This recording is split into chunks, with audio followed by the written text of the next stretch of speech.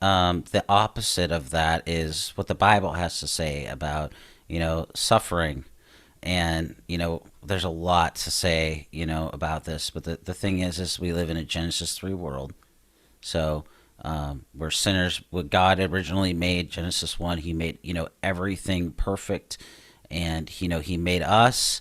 And then we fell. We're sinners by nature and by choice. But even in the midst of that context, Genesis 3:15, the proto-evangelium, or the first gospel, God gave. And the good news is that, Christ fulfilled that. Even in, if you look at Matthew 1, you look at all the people and you study. Some people ignore those genealogies, but they're really important to really understand. When you understand who is in those genealogies, there were sinners, there was people that did horrific things, and yet these people are in the line of Jesus. So the point of that is we're sinners too. We're not better than them by any means. We're sinners by nature and by choice. We're sons of Adam. We're sons and daughters of disobedience, and that's why we needed Christ, the last Adam, Romans 5:12-21, to come and to pay that penalty in our place and for our sin. And that's what Christ has come to do. And this is so important because you can't even begin to make sense of that, to counter the word of faith, to counter what Doreen said about the new age. You have to understand that, because Christ is the apex and the goal of the biblical storyline. In him we have life. On account of him we will suffer. But suffering has a goal, and that goal is to make us more like Christ, and to grow to be like him. And so that's the total, like we're already saying, that's a total antithesis, if you will, of the new age and even the word of faith, which promises healing. Now, can God do those things? Did God do those things? Yes, but he didn't normally do those things, meaning he didn't always do those things. He did it either to testify of himself or to point to a period of time in his plan. But you can't come to the Bible and say that God always healed and God always did that, because he never always did that, period. He's never always done those things. And now we know that God can heal, but he sometimes doesn't heal. And even whether the person gets healed or not, we can say God is still good. People want to focus on the aspect of God's activity, rather than God's character.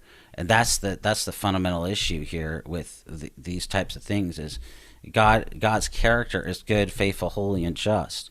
We are, unholy and unjust, but we're made holy and righteous because of Christ.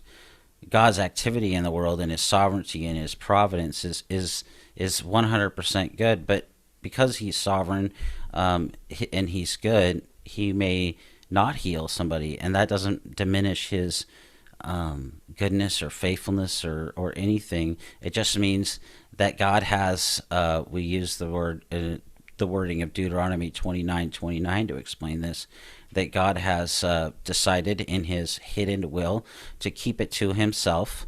The secret things belong to the Lord, Deuteronomy 29:29 says. And so there's good answers to why things happen the way that they do. And instead of accusing God and blaming him for not getting healed or something like that, we just have to understand that God is good, and that his mercy endures forever. And what this does is it helps us to have confidence in God and to understand God's activity, and that suffering has an ultimate goal and a purpose, rather than accusing God, blaming God, saying, oh, get your guaranteed healing if you give somebody, Benny Hinn used to say something like, I think it's, send in this amount of money and I'll send you a purple cloth and you'll be blessed, or something to that effect. And it's just another way of saying, I'm not going to believe God. I'm not going to take him at his word. I'd rather have somebody else, send somebody some money and then promise me a healing. And ultimately we know that God is the only one who can do that. And James. We've talked about James 5:17 before. Call the elders. There's a even there though. It's not guaranteed that Mm-hmm. calling on the action isn't the elders praying that heals. It's God who heals, and That's God, right. it's His activity, His sovereignty, His His activity in this providence in the world, and we can't be so obsessed with the giver of that gift, which is what happens in the word of faith and those types of things, that we miss out on the character of God, and then people blame God because people promote the giver like the gift rather Mm-hmm. than the person of God, who is utterly entirely sufficient in and of himself. And I don't know if that's helpful or not, but that, as you were talking, that's kind of where I was going with what you're trying to say.